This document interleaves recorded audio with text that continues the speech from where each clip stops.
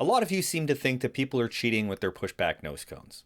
So what do you think they're doing? What am I seeing as an official? And is there anything we need to worry about? Well, let's get into it.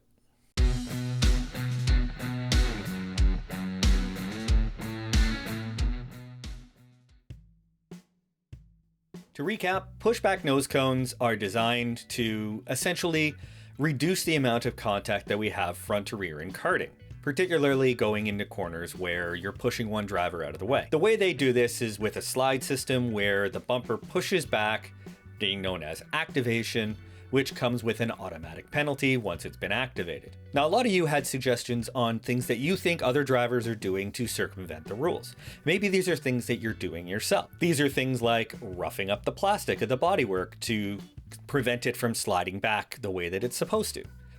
The other one is, roughing up the bumper itself. Some people have talked about knurling. Some people even say that people are gluing their bumpers to the bumper slide, the pushback bumper slide. Another one is the idea that people are heating up the slide section of the pushback bumper and then squeezing the bumper down on it so that it squeezes further. Now, again, these are things that are entirely up to officials to enforce and check. As an official who's been working multiple different race series for a very long time, and pushback bumpers are one of those things that we've been checking, I have never seen this. I have never seen it once. If somebody was roughing up the surface of the slide, it would be very obvious. It's molded plastic. You would be able to see its surface would look different. Same with knurling or roughing up the bumper bar. I mean, it's very easy to look at it, and we have had our tech teams look at these things. And gluing doesn't make a lot of sense. The actual contact patch of the bumper to the plastic isn't a lot. And if you're using some kind of epoxy or something like that, you wouldn't be able to remove the bumper.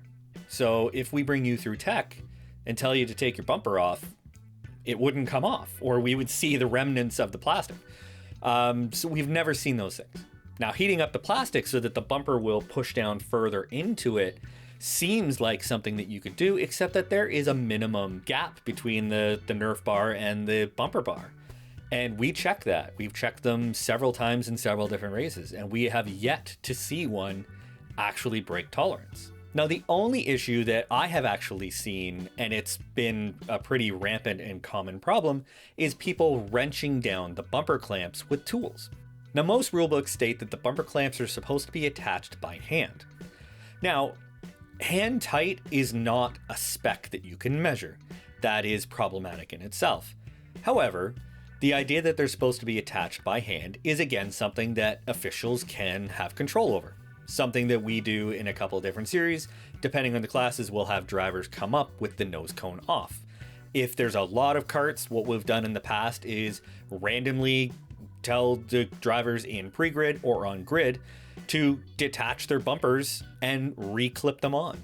And if the driver or mechanic cannot do it by hand, they're going to have to loosen it to attach it. As long as this is all being done under the supervision of an official, and as long as the series has an official available to do so, it's actually been pretty effective in stopping people from using these big long wrenches and tools and stuff like that to put them down. Another is supplementing the rules that say the upper and lower front bumper, so the doghouse and the front bumper of the kart, have to be parallel when measured from 90 degrees from the ground. So ground, 90 degrees, the doghouse, the lower part of the chassis, and the front bumper have to be parallel. Remember that the slide system is supposed to work by the force hitting the front and going straight back through the slide through the chassis.